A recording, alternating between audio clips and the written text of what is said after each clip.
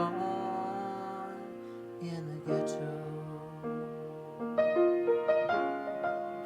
Hey everybody, welcome back to the Jazz for Peace podcast, where the final solution is love.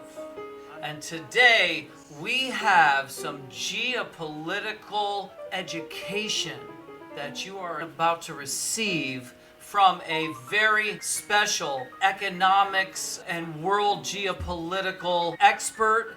And he has a very interesting book. The book brings a little bit of a comic spin to all of the craziness that's going on and kind of gives you a way in to learn and understand what he's doing without kind of going over your head. We're going to get some geopolitical insights, and we're also going to talk about how a lot of this relates to the tension and release that you find in the arts and culture, and how it's reflects it and it mirrors some of the things related to arts and culture, and also peace and love ultimately. And so we're going to welcome to the Jazz for Peace podcast Saji Matapat. Rick, I'm a big fan of yours. It is truly an honor. It is, again, I believe the music is underrated, especially the jazz, and the music is underrated diplomatic asset we have, especially the way you brought the Israelis and the Palestinians and the warring tribes together. And that is something I'm a big fan of. Unfortunately, that is the area. Unfortunately, with the whole our economic and financial and the geopolitical systems class, they undervaluing them rather than they cutting some of those roots. Unfortunate things. But at least appreciate everything you're doing from your end.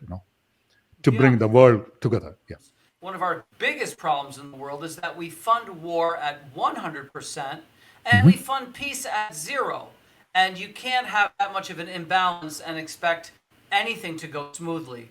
We need to fund peace at 100%, in my opinion. But in order to do that, we need to go from 0 to 1. And that is with people learning some of the things that you already know from your world travels, and that is how the arts and culture brings people together in a positive way. Your history takes you to places that Jazz for Peace has been and had wonderful experiences, such as India, such as Pakistan, such as Nepal, and many of these regions. And your expertise on China is also far beyond and above the average American walking around here in New York City. So why don't you tell us a little bit of your inspiration for the book and how your book does help us to understand the relationship between the U.S. and China, and maybe how we're making some mistakes and how those mistakes maybe can be corrected, or what your perspectives are.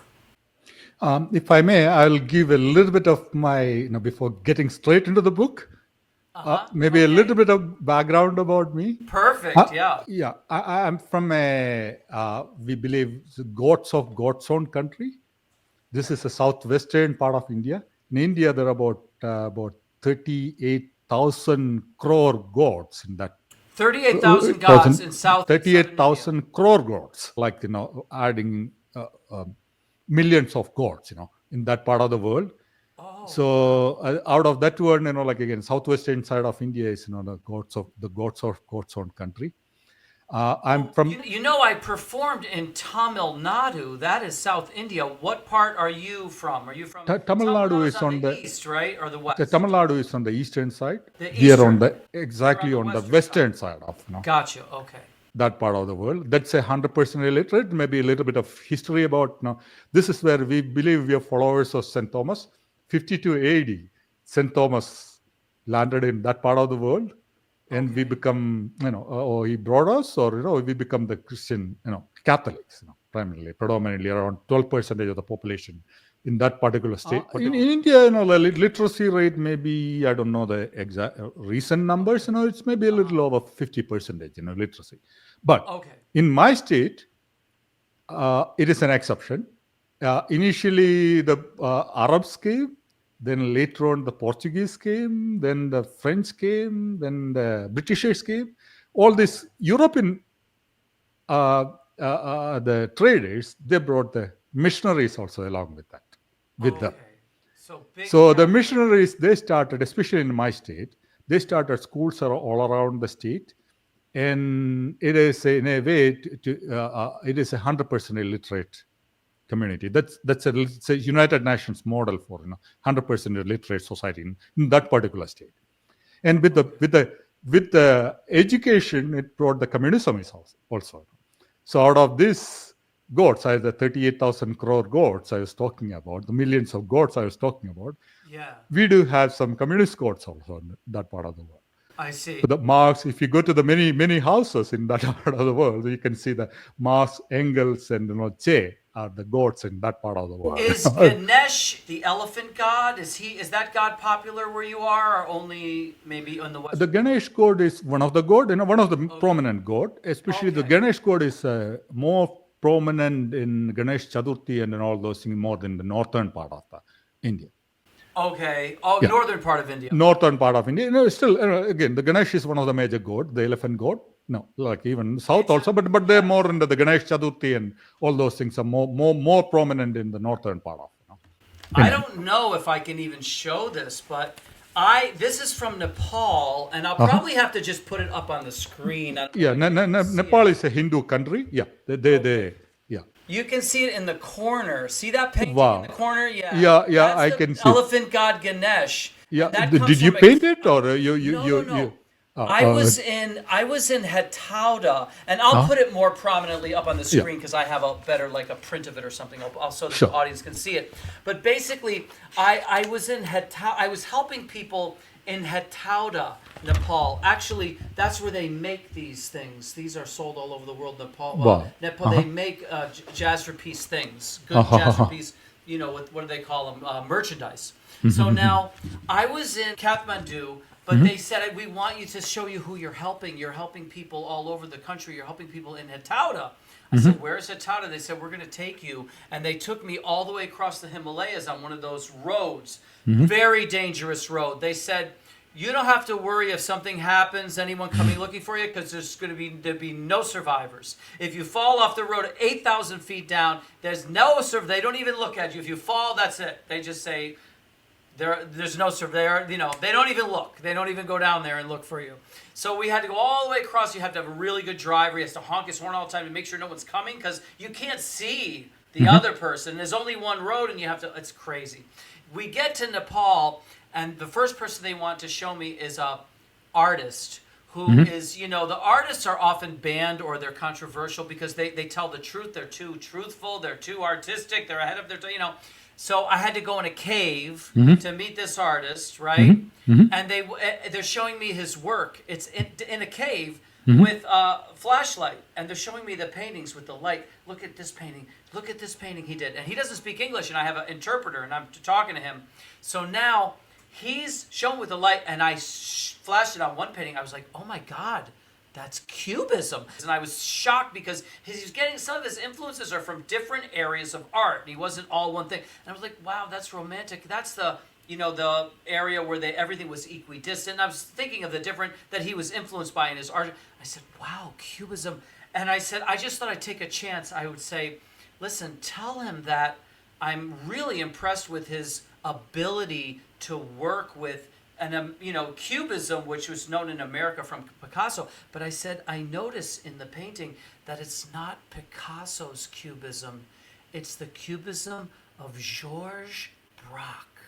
Now, Georges Braque was actually the inventor of Cubism, but nobody knows it, because they rewrite history and they gave all, they said it was the Picasso. It was really Georges Braque. And a lot of people think that Picasso was influenced by Georges Braque and borrowed Cubism from Braque, and then he got famous and everyone thought it was him, Like with me, if somebody really famous, was influenced by me, and then next thing you know, they're crediting him with Jazz for Peace, you know what I mean? But see, I thought I would I wasn't even sure, but I was like, I gotta try it, because if I'm right, he's gonna go crazy. If I'm not right, hey, what do I have to lose, right? So that's what I said. I said, yours is the Cubism. The man told him, I saw them telling him in his language. His eyes went like that because so he was so impressed that I was able to, I draw his influence of Cubism to not Picasso, but Georges Braque. Mm-hmm. He was so, the rest of the time he was on cloud nine for the rest of the meeting. You know what I mean? When I got back to do my concert in Kathmandu, Mm-hmm. big giant hall, and there was this little off to the side, something with a blanket over it. And I'm like, I don't know what's got a blanket over there, but I'm not going to touch it. Somebody wanted to put up something with a blanket. I don't know what the heck it is. And there was on one of the intermissions or whatever, Mm-hmm. they unveiled it, and he gave the painting to me because he was so impressed by my appreciation of his artistry. He gave me the painting. I had to bring it all the way back myself on the carry-on from Nepal. Well, you brought it to the world, that he gave it to the right. He gave it to the right. If he was going to give it to anybody, that would be me, because people now look up this painting, CK something his name is, but you're right. He is getting worldwide notoriety by giving me that painting. That So is, he find the right.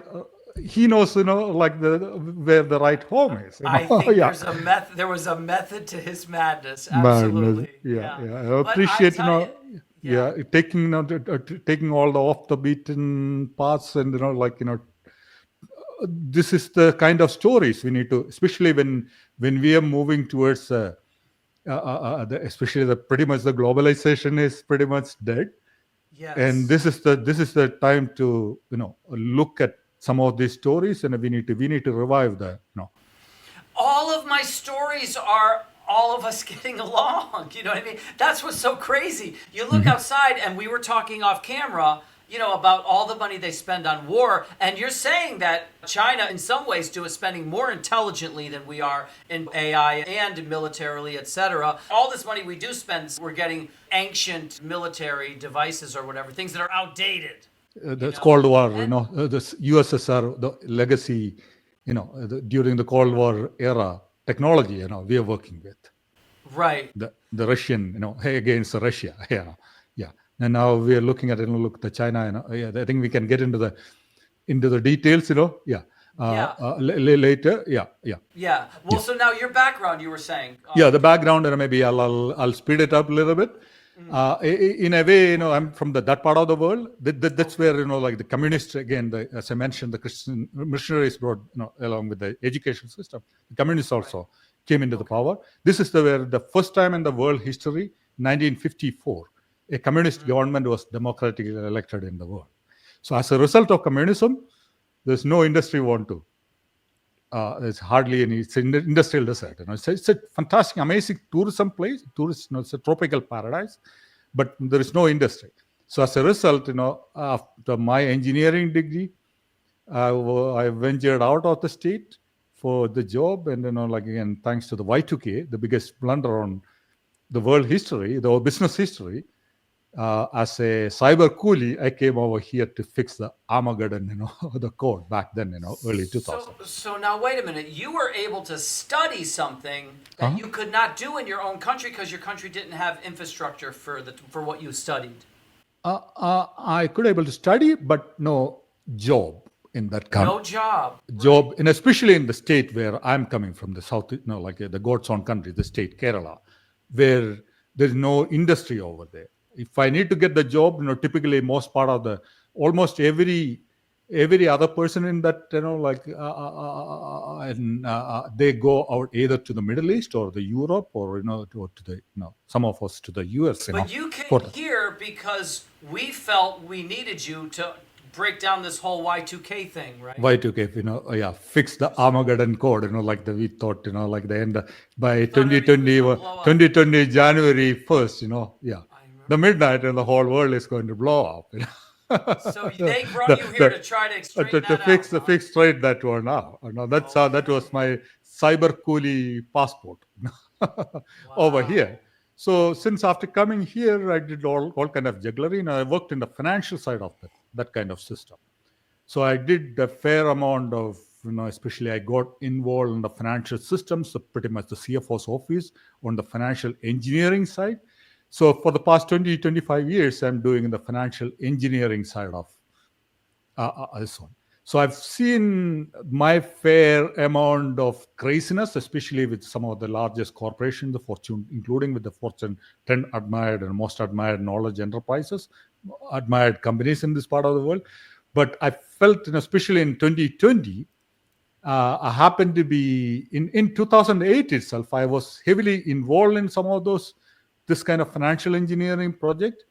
And as a result of some of those projects, around, in short, thousands of people, lost their, as my solution to prop up their stock prices, and thousands of people lost their job as a result of, again, some of the CEOs and the CFOs, they brought multi-million-dollar bonuses out of it.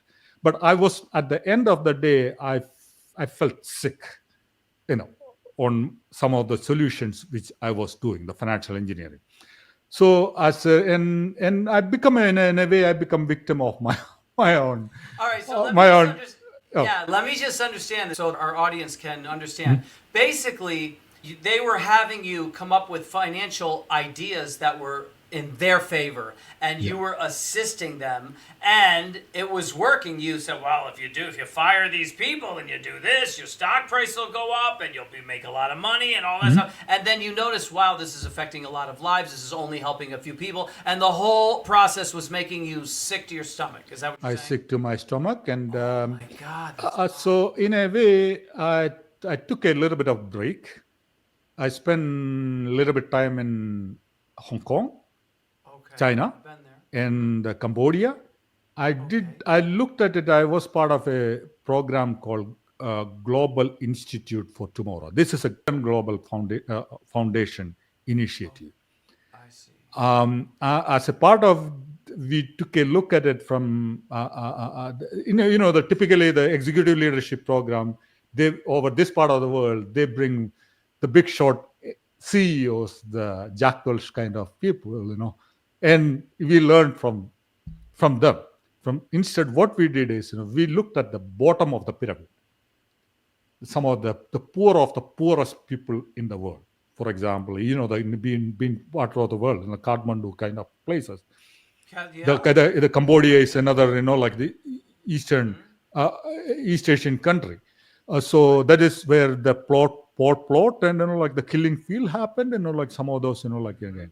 We looked at, especially with a partner with one organization called French organization called Jeres, and we looked at it from the bottom of the pyramid perspective. That gave me a completely different perspective about the world. And I happened to read another book about the mystery of capital by Hernando de Soto.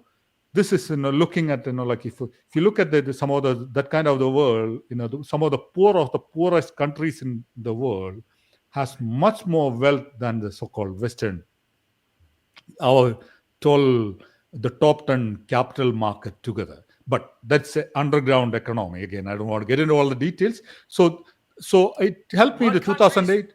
What countries are you specifically talking about? If you take a look at it, again, if you look at you've been to the Kathmandu, Bhutan, and yes, I have. I'm just throwing some of the examples, the Laos and the Cambodia and all those places. They're all Vietnam. Vietnam is already getting they're making now they're way out of it. But these are all very mineral African countries. They are very wealthy in terms of mineral resources and the resources perspective. But unfortunately, like again, the Kathmandu, since you mentioned about the Kathmandu, that's where I think they're building the biggest dam, or there's a lot of internal wealth in that part of the world. But they don't know. It's all underground economy. They don't know how to. Well, the Chinese taking advantage of. They're colonizing that part of the world now. Okay, because the Chinese are also in Africa doing stuff. The whole world is, two-thirds of the world is colonized by the Chinese, economically colonized by the Chinese. The whole, if you go to the African countries, even, I don't know how lately you've been to the Kathmandu and that part of the world, it's all the Chinese infrastructure money, the Belt and Road Initiative money is coming to that. To that part of. So anyway, coming back to the book. So by looking at that kind of world, that gave me a completely different perspective about the world. In 2020, with the COVID And again, in 2020 also, I happened to have a little bit of time on my side. So I realized this before, at that time, like the whole world was hit with the COVID. I was not sure how long I'm going to live. So I thought, before I die, let me make the facts straight. So that's how I come out with a couple of blogs initially on LinkedIn. That was the biggest, maybe the one of the Haragiri I did. So it was not taken, at that time again, the whole, we didn't have the medicine. We had no idea about, how long we're going to survive. Some of my colleagues also passed away with perished with with the COVID. So I thought, before I die, let me make my facts straight. Especially from, as I mentioned, from the coming from an maybe a pseudo communist, from the cradle of communism, where the communism, democratic version of communism, to now I'm saying the catacomb of capitalism. My journey from that. So from that perspective, I wrote that couple of blogs. It was not very well taken anyway. I thought I was in trouble with, especially on LinkedIn with many of my friends. So I thought, anyway, I'm in trouble. So there is no job at that time. The consulting industry was completely wiped out by consulting. So I converted initially into an around 50 pages book. It's a short book. This is the Hebrew translation of that book. The gods must be crazy. That's when I came out with the first edition of the book. That first edition got me in a much bigger trouble initially. Again, people started calling me as a communist.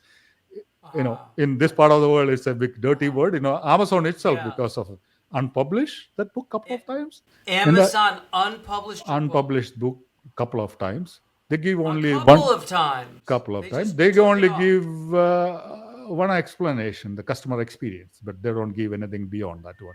I literally use my First Amendment rights and legally, brought it back to that. Then they really challenged my mojo.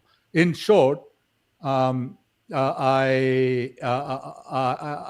because of that book also, I was not again here in this part of the world, and especially the Big Four consulting world, they do the background check. So because of that book, nobody wanted to hire me for that. Because of the book. So because they of the book. Word out that you shouldn't be hired. I'm not hireable because of the book. Communist or whatever. Yeah. Calling. Again, they, over here, we judge by the cover. We don't look into the internally what it is. No, they don't. So I know. in short, that they challenged the whole, and I was unemployed pretty close to about a year. So I took this book to a 52 pages book to convert it into around 200 pages book. Come out with a much bigger edition of the book. It's the first edition of.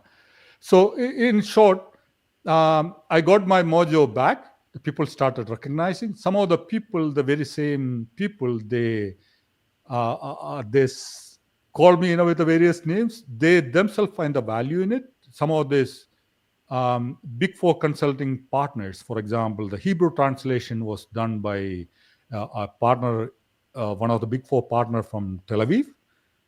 The French and the German translation was done by the Chinese country head of another big consulting firm. The German translation was done by European head of one of the translators because they found the value.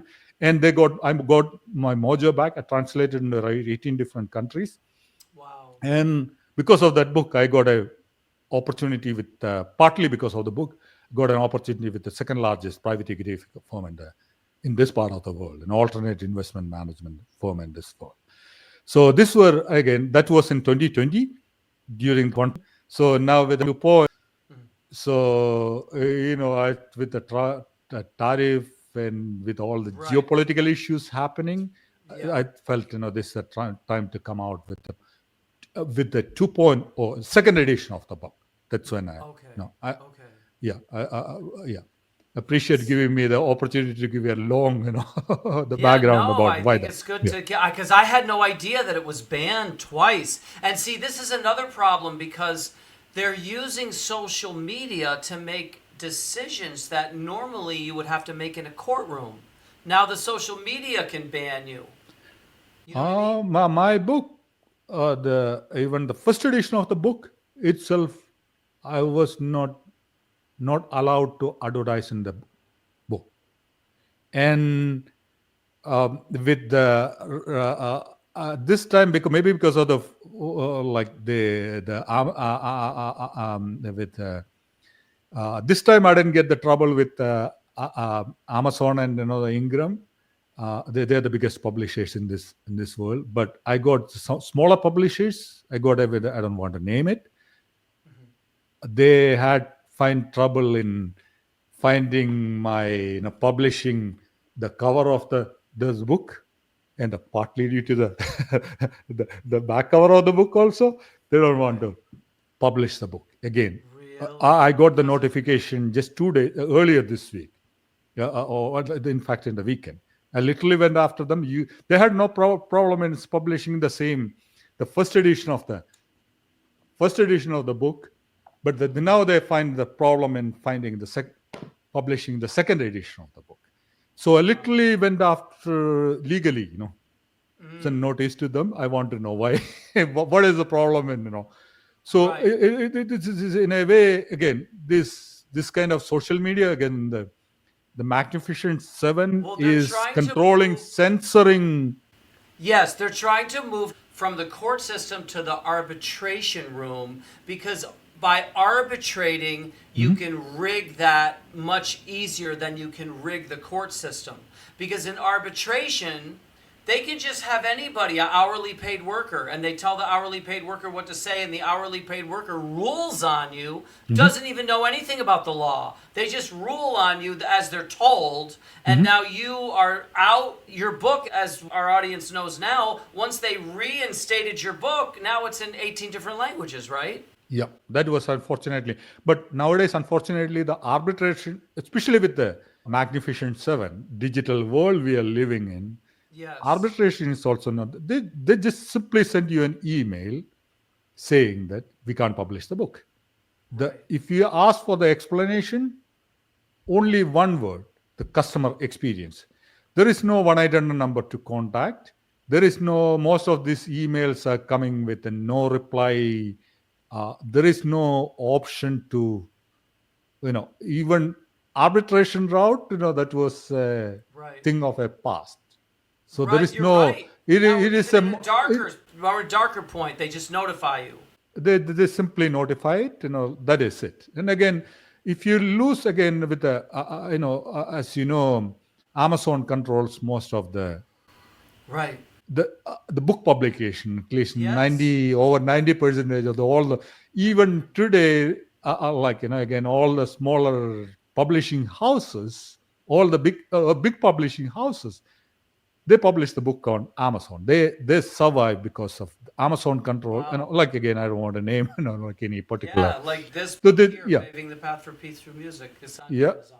Yeah, this is like the whole publishing industry, everything is controlled by few. Social media can decide who sees what you have and who doesn't. So when this book was coming out, when this book was stuck at Amazon, this book, Paving the Path, stuck at Amazon because I had in there screenshots of how posts were being shadow banned and only shown to the people who already knew the information. You know what I mean? In other words, nobody new could find out about our peace agenda and the things we wanted to do to help our world. Nobody could find out about it. Only the people who already knew. So they would be the only ones that would see it. So Yep. I was trying to get the book published through Amazon, and the book was in Amazon, stuck in Amazon, just sitting there. And all of a sudden, one day I posted something, figuring that it would get maybe 22 impressions or whatever. At the end of the day, that post received exactly 888 impressions, 4 8s. So I looked up, I wonder if there's a numerical, if there's something in the spirits that and so I looked on Google, what does that mean, 888? And they said it's an angel number. It means this is going to happen, and that's going to happen, and that's going to happen. So the next day, I posted again. I came back 130,000 impressions that day.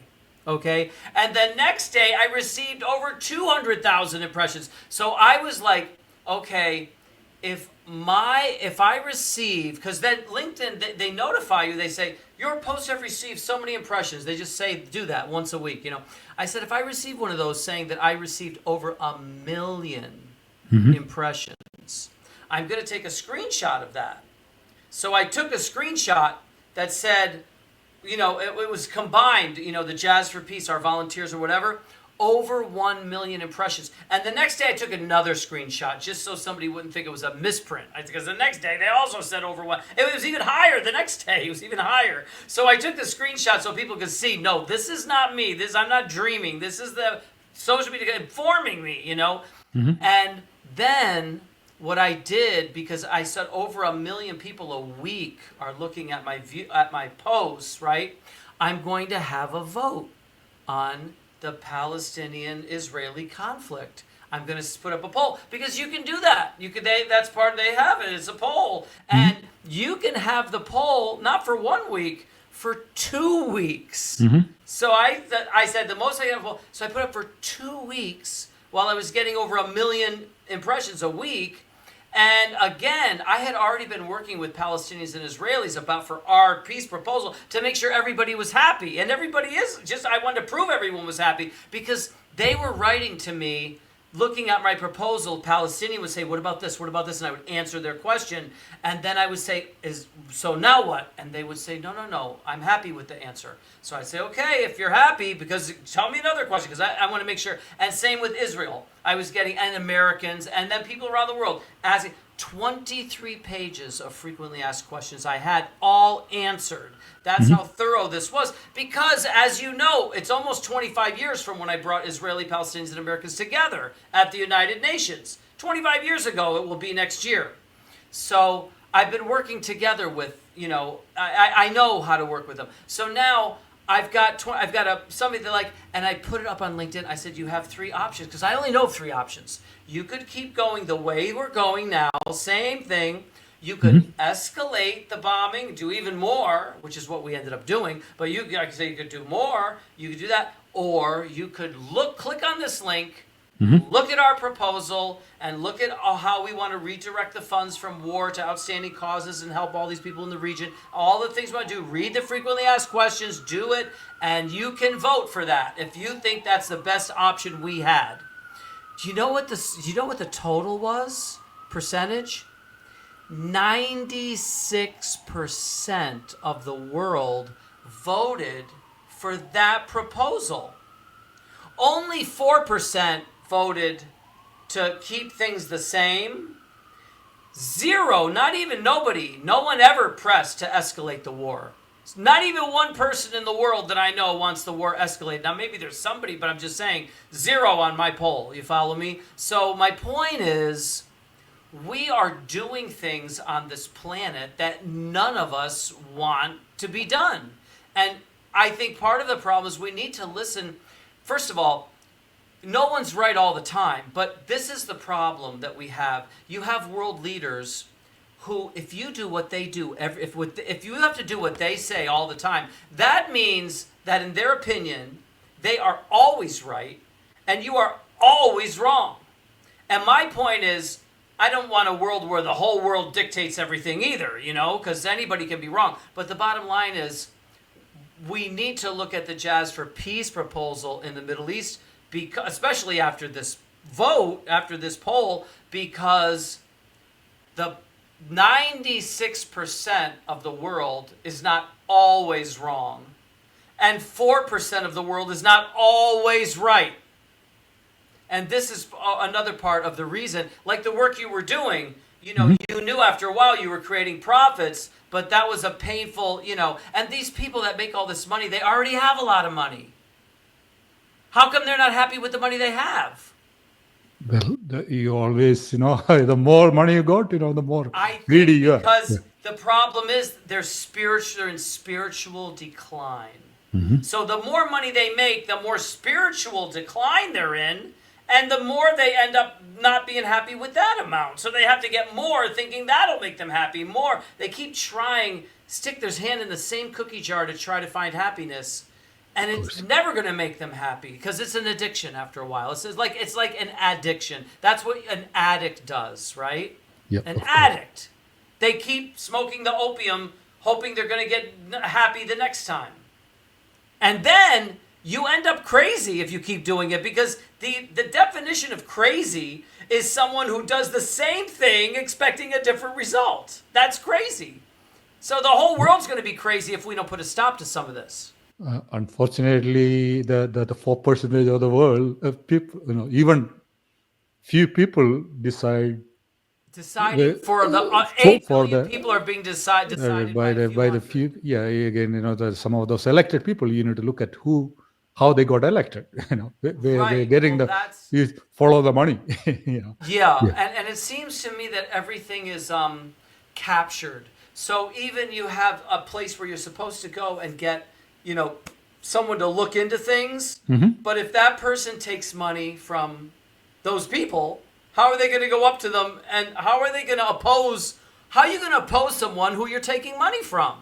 That's another huge part of the problem, right? Yeah, of course. And if we look at it, even not just a presidential, I think even our time itself, was around $3 billion was spent on the presidential candidate. I think per candidate, even now it may be much more exponentially high.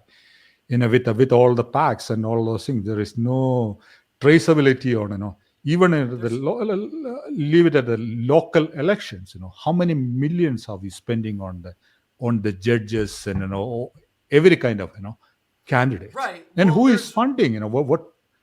Why they there's are? right. Over here Well, in the there's West. Yeah, sorry, go ahead. no the rumors that churches get money from APAC. Churches. So that's Yeah. completely backwards now, right? I mean, imagine you're in a church and you're promoting genocide only because you took money from APAC. I'm in Bible Belt. I need to be careful. Yes, right. You are in the Is Bible who Belt. is You are. You who are. I who hope is none of them are. propping I up hope none of that kind this of is what I like hear. Yeah, those you're kind in of the countries. Bible Yeah. Belt. That would be awful if that was the case. But I know that where you are in Memphis and some of these, especially Tennessee, like Nashville, I know that those churches go visit Israel, right? Some of them go on those trips. Yeah, and So then I don't know. they need those Because visitors. Those visitors yeah, visit. Yeah, have you seen the movie Charlie Wilson's War?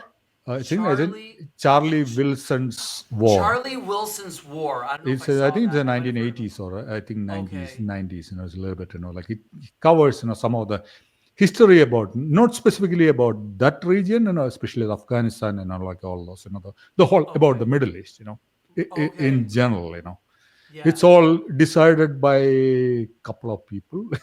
you know Right. the Crazy. word it is not even 4%. It's a fraction of, a couple of people decide the fate of the world. And again, as I mentioned, around $40 40 trillion. trillion dollars we spend in that part of the world in past 30, 40 years, and $40 trillion in 2025 dollars. And I'm not talking about the Right. historical dollar. In Yeah, today's value. with Yeah. today's value, we Right. could have paid off our national debt with this $37 trillion, Right. and with the remaining $3 trillion, we could have paid off all the student loans. What is it? That's around All of $1.77 those. trillion Right. dollars. Even the remaining amount, we could have educated the whole the Wow. country, with that. Unbelievable. And yeah, and we are getting into the deeper and deeper into the tribal wars and that kind of, again, few of those people decide, where to spend and where to head, where to Yeah, head them. because I also saw something. I think it's some of these philosophers, Jung and Nietzsche. They talk about how if you're early, in other words, you're correct about something, but you're early, nobody wants to leave their place. You know what I mean? Their place in society. So even they're doing the wrong thing, they all want to keep their place. Even though it's wrong. You know what I mean? And so if you're early, they look at you. But see, I got to the point where I don't feel like I'm early. I feel like I can't go any longer with knowing something is completely wrong. I can't do it anymore. I mean, I'm as I'm as late as I can allow myself to be, is my point. In other words, in my opinion, I can't be any later. I can't go any later because it's too crazy. You know what I'm saying? So however early you think I am, I hung in there as long as I could with this craziness. And finally, I had to write a poem watching the events of 9/11 from a rooftop less than a quarter of a mile away. I had to write a poem called Jazz for Peace. Again, I appreciate you're one of the very few people try to do something in this kind of crazy world. At least I'm trying to cover, and this is something I truly honored to have. Like every opportunity to speak with you, on this kind of platform and incident. Yeah. Well, that leads us to our musical presentation. And then I do want to get your perspectives because of your knowledge, on China and what maybe we should do or what we could do or what's going to happen or all that. This is a song that I'm going to play now by Elvis Presley from Memphis, right? So we're getting to Memphis, and he has one social justice song. Elvis Presley from Memphis, where Saji is. When I saw you smile, that reminded me that he's from Memphis, and you're from Memphis. This is incredible. Because I just evolved this way. He sang a social justice song called "In the Ghetto," and it talks about the rat race of how it just goes around and around and around. And wouldn't it be great if we could fix it? So let's see what happens here with this song called "In the Ghetto," and maybe I'll be able to, recite a few of the words of the Jazz for Peace poem. I really don't know what's going to happen. We're going to find out now what's going to happen with this performance, this Elvis Presley song.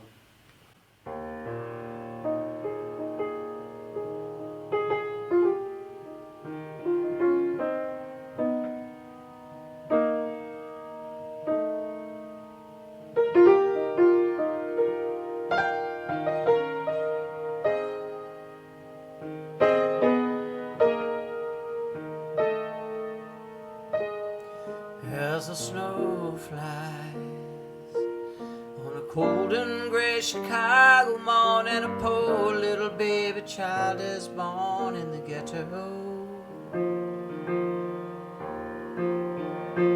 And his mama cries, as if there's one thing that she don't need, it's another hungry mouth to feed in the ghetto.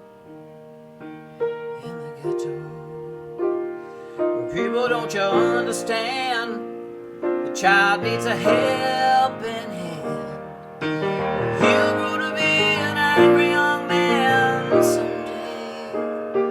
Take a look at you and me. Are we too blind to see? Do we simply turn our heads and look the other way?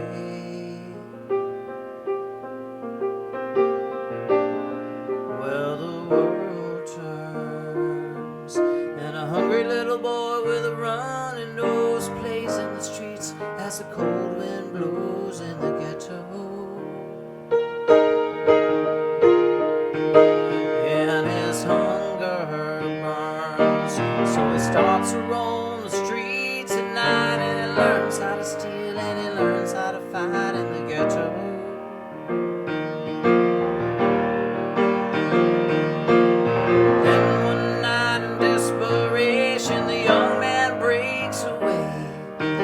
Buys a gun, steals a car, tries to run, but he don't get far.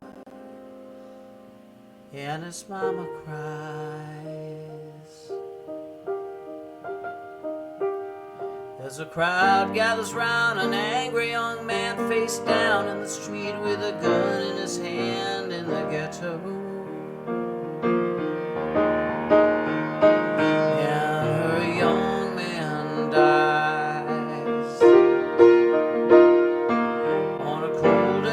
Chicago morning, another little baby child is born in the ghetto.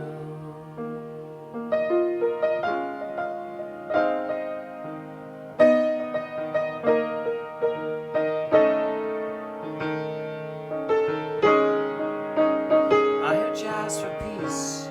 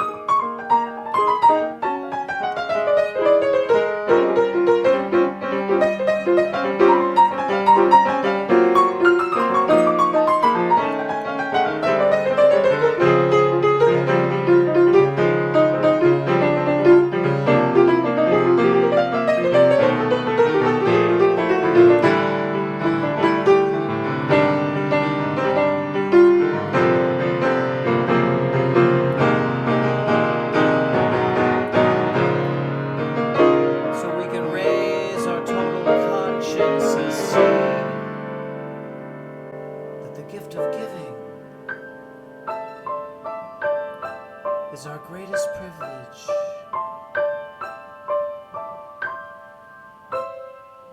I hear jazz for peace.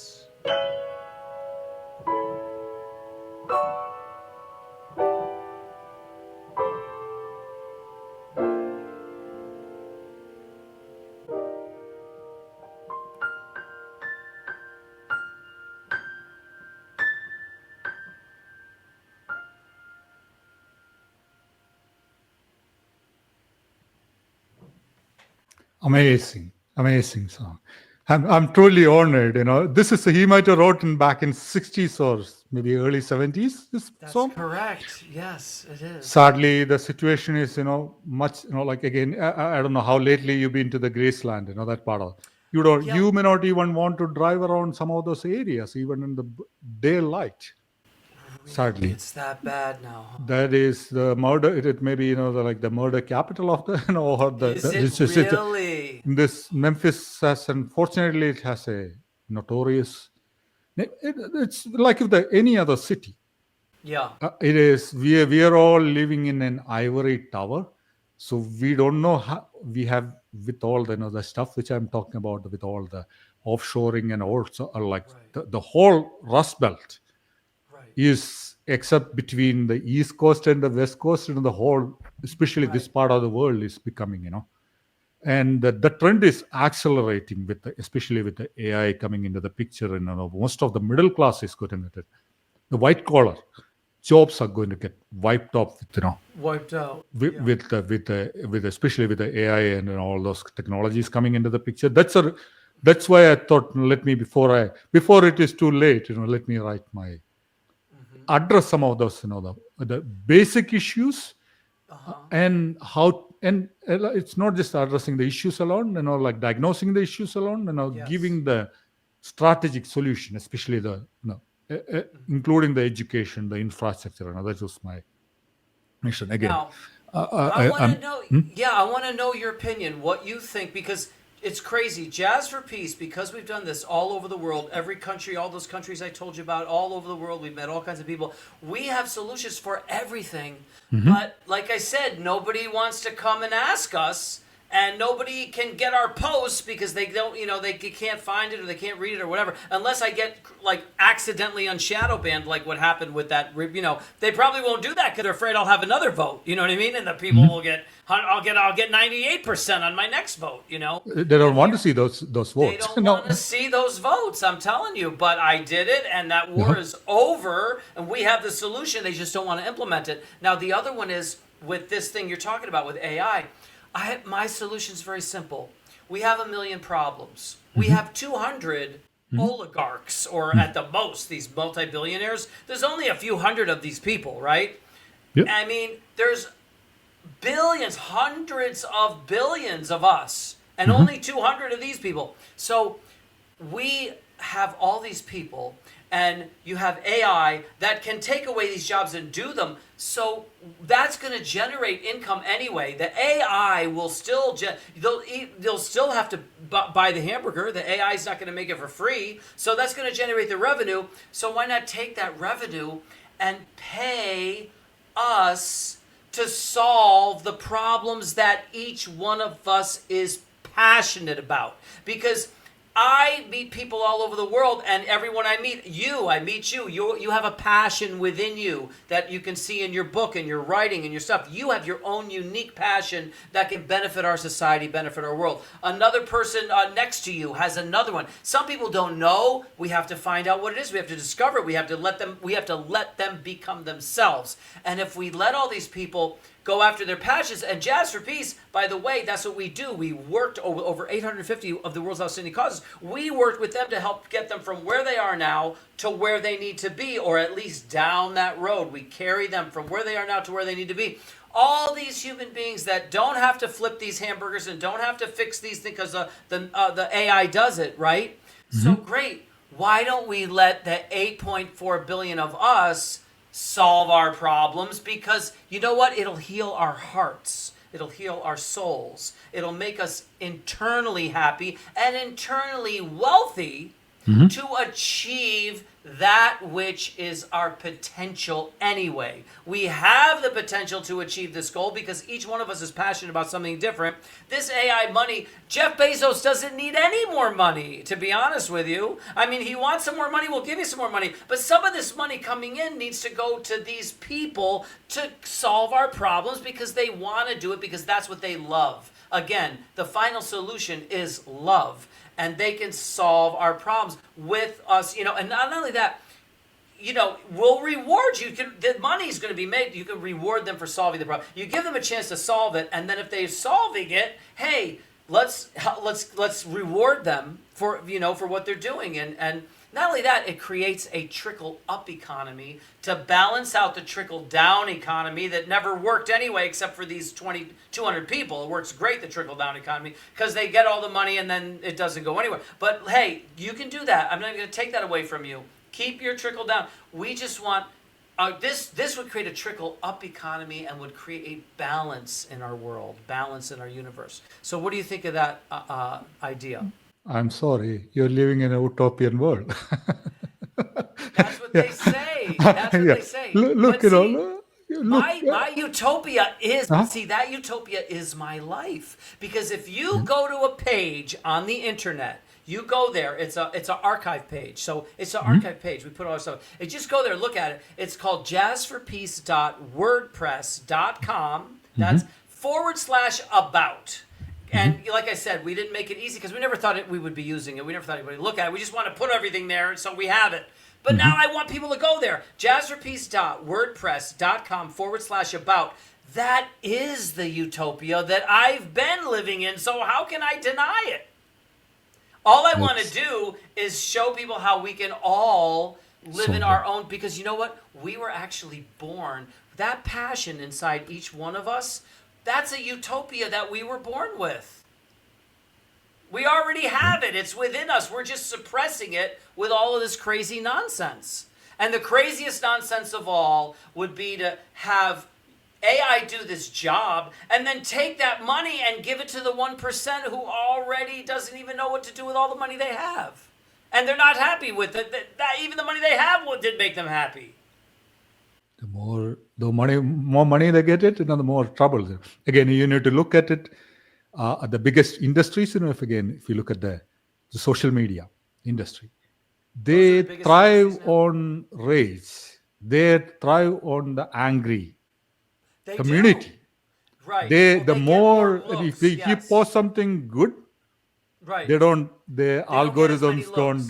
You don't. Yeah. But if you say something about if you say something about it is 17% algorithm rage.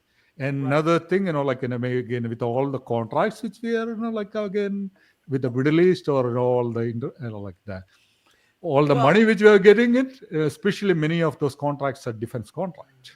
Here's the problem. Here's the problem.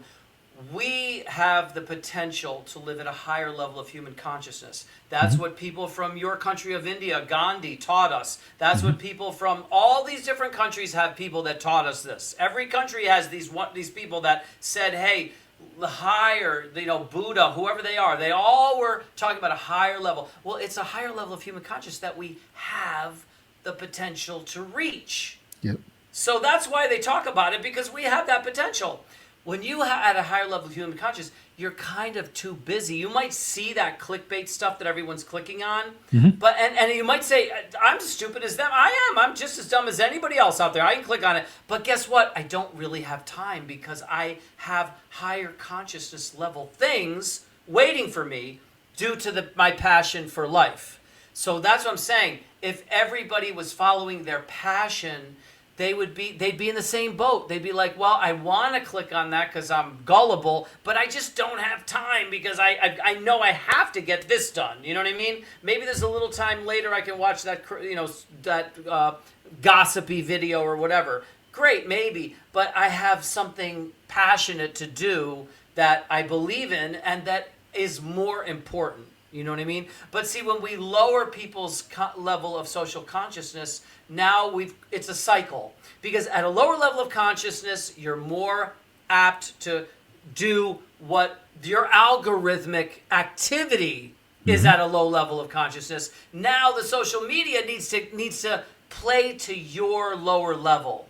If we went to a higher level, the social media companies would be forced to, consider the fact that, hey, let's not put that stupid thing in front of them, because that's not what they want. They want enlightenment now. They want something better. So it's a vicious cycle. But we have to get out of it, or because it could cost us a lot. Unfortunately, it is getting worse. One of the core topic in my book is the knowledge economy, and spending on, again, this country has become so powerful, the rich, and because of the GI Bill back in, The GI or Bill? spend on the education. They spend, the money spend on educating. Every dollar they spend on the GI Bill, $7 they got it back. But unfortunately, on educating the professionals and educating those who came back, especially after the Second World War, you may know about it.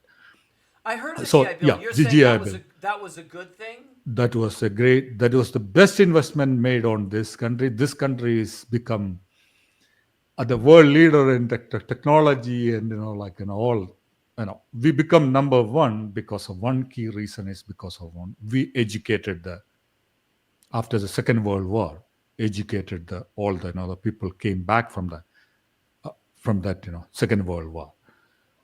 That is how all the engineers and all those professional class and all those things back in 60s and 70s.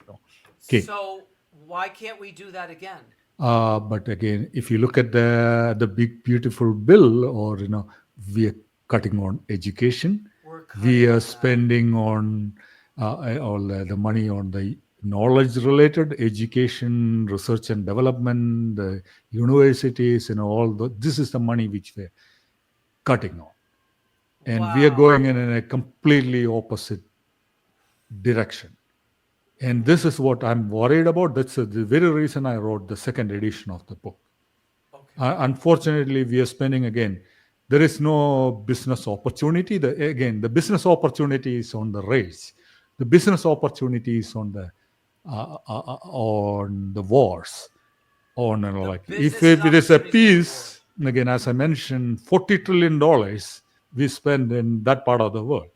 If there is all of a sudden there is a peace in that part of the world, or the rest of the world, there is no military, again, most of the contracts what we are signing on the business, between the again, I don't want to name any specific companies, but is on the military defense industrial complex. Yeah. What you're saying is very specific to a capitalistic fractal that you see everywhere, okay? You see it with homelessness, right? In homelessness areas where there's the most homeless people, San Francisco, whatever, right? You can't get rid of the homelessness because you will not be able to ask for money if there's no homeless people. So you've got to create more homelessness to get a bigger budget. The more homelessness you have, the bigger the budget you can ask for to treat the homeless. Cancer. Now they're saying ivermectin because in the COVID thing, I was like, what do you have against? Let's say ivermectin does nothing for COVID, nothing. Let's say that. What's the problem? It's a safe drug. It's FDA approved. You take it and nothing happens. Why do you have to be so mean to ivermectin? Well, they're mean to ivermectin because now reports are coming out that you can treat your cancer with ivermectin that costs nothing instead of these crazy $10,000 a day cancer treatment situations where they're making billions of dollars that you could treat it with a little bit of drug. So that's what some people are saying they were so afraid of in COVID. People finding out about ivermectin, treating their COVID, and now they don't have cancer anymore. Their cancer goes away. How's it going to do to the industry? So that fractal, the cancer fractal, is the same thing. Got to have more cancer so you get more money. You can't get money for cancer if you don't have any cancer. You can't get money for homeless. You got to have homeless. And war's the biggest, because if there's no war, how the hell are they going to get all this money? And they're not even audited. No audit. There's no audit. Like, what'd you do with the money? What? We don't have to tell you what we did with it. Oh, but you want more? Yes, we want more, and we don't want to tell you where it goes. So these are systemic, I don't know, there's systemic issues with capitalism, aren't they? Well, this Or is it version of atheism? the, again, This the version foundation, of- again, as it- going back to the book, like The degenerate version of all these isms are is, similar. yeah. is- Again, the good version, like this country is built on capitalism. Right, for sure. The kind of capitalism was built by, again, and you may subtitle, Roosevelt's, the Theodore That was Roosevelt, the good version, 1.0. Theodore Roosevelt, FDR. Uh-huh. These are the people who built the foundation of the capitalist system now. Right. So now we are getting into the different version of plutocracy. I don't know what version of capitalism. It is more of the capitalism maybe like more practiced in China than over here. It is more a plutocracy and oligarchy, that kind Right, of oligarchy. version of the capitalism. Yeah. But now followed, yeah. China, what is China also an oligarchy? Is the whole world an oligarchy now, or what's the difference between China and us now? Because they embrace capitalism. They right? embrace our version of the capitalism. They just Embrace. doing it better than we did it, or are they doing it better? They're or what? doing much better. They did what FDR did. They did what FDR. FDR, the originally Theodore did? Roosevelt did it. Wow. So they like did what with we the were Square supposed to deal do. and the New Deal, they copied from us, and they're Okay. practicing in an engineered way. We are going back to the Gilded Age. Right. We are already in the Gilded Age of Oh my God. Wow. in the society, and you need to look at it from a cultural perspective also. Over here, like again, the mindset, especially the leadership mindset, is more of a hunter-gatherer, hunter kind of mindset. They're looking for the next kill. They don't Yes. care about the long term. Right. Versus Short term. very What short can term. I get my hands on now? Now, and versus especially with the Chinese or the Eastern culture is a more of a farmer kind of mindset. If you want to know, like when they cultivate, when you're looking at the farming, it is not just for the next harvest. Right. They're To looking, preserve they're the planting soil.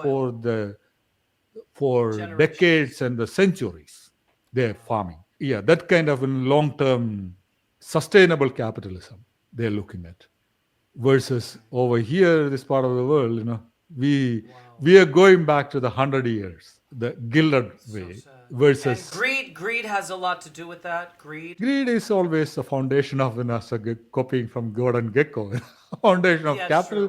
true. Greed is but again, greed is not I don't want to call it as again. It needed to be it's again the complete selfishness. Some going back to the Gilded version of age. age. That is when again the few people, the plutocracy and oligarchy, like again the military industrial complex, the few people are controlling Wow. the world. That's when yeah. Well, Saji, I cannot tell you how helpful it has been to our audience to get someone like you who has a world economic perspective, because you can find somebody who might just know America or might just know China or just know India, but you have a world perspective from all of your work in that field. You have a book on it, and please tell our listeners where they can get the book, all the information you want our listeners to have about how to stay in touch with you. Sure. First of all, and again, Rick, it's truly an honor. This is like again, I truly admire what you're doing for especially in today's age, what you did 25 years ago. Again, I'm afraid, I don't know whether you're going to get with all the algorithmic age, you're going to get that kind of opportunity again. It is you need to when, especially when the world is going to insular, when we are looking at our own again, the gods must be crazy, like you were looking at it's a 1980s African comedy movie, The Bushman. Right. I need to watch that It's after you. I highly built recommend on it. Say that. I'm a movie buff, again I highly recommend. I'm It's going one to of my watch that favorite. for sure. I'm going to watch that for sure. And yes, we are talking about the tribal, the Kalahari Bushman, the most primitive world. People in the world, they're looking at an open mind with the Western world. That's or maybe from a satirical perspective. But unfortunately, this part just happened to wear the suit and coat. Some fancy stuff. But we are going in a much more insular, with much more tribal mentality in today's, especially with the anti-globalization trend. With we are going, I don't know whether you're going to get the opportunity to visit, that part of the world, the Kathmandu and that kind of world, like again, that world is also big way changed. It's pretty much colonized by China nowadays. I don't know, you're going to get the access to that point of the world now. So from that perspective, I really appreciate you giving me this honor. The book, again, The Gods Must Be Crazy. This book, you can get it from, right now it's available only in the Amazon. If you can search by The Gods Must Be Crazy 2. The subtitle is Rooseveltian Renaissance in 2.0 American Renewal in Chinese AI Century. That's it's a complicated long subtitle. I think if you search by The Gods Must Be Crazy 2 in the book, in the book category. Only 2 is available right now on Amazon. And one is also available. One is from the first edition, from the 1.0 5 years ago. Now this one is a much more, more from today. It's still 1.0 is still applicable, built on the 1.0 foundation, but the 2.0 is more. Again, this is a living manuscript. I'll be constantly updating that manuscript. Right now, it's available in Amazon platform, Amazon and Ingram Spark. Through Ingram Spark, it's available in around 40 different countries. All the major bookstores around the world. It will be soon available in almost all platforms, around 50 different platforms in 200 countries around. Hopefully, you can get it. And I'll hopefully soon I'll translate, like with the 1.0 edition 5 years ago, which I translated into 18 different languages. Hopefully by end of the year, hopefully I'll get it. It has already over a dozen 5-star reviews from all around the world. And then I'll get it translated into at least a dozen different languages before the end of the year. That is my plan. Yeah. All right, so folks, call to action. Okay, step 1: watch the movie The Gods Must Be Crazy. Okay, it's a classic, and I vaguely saw it. I vaguely remember. I'm gonna watch it. Watch the movie and then get the book, and get the book in whatever language you speak if you want. Your favorite language. Of course, English is, what you've been listening to all day, so I'm sure most of you speak English. Anyway, watch the movie, go to Amazon, get the book, and on behalf of Saji Madhapat, I want to thank all of you for sticking with us so we can get great guests like this. And whatever you do, folks, always remember, the final solution is love. That the gift of giving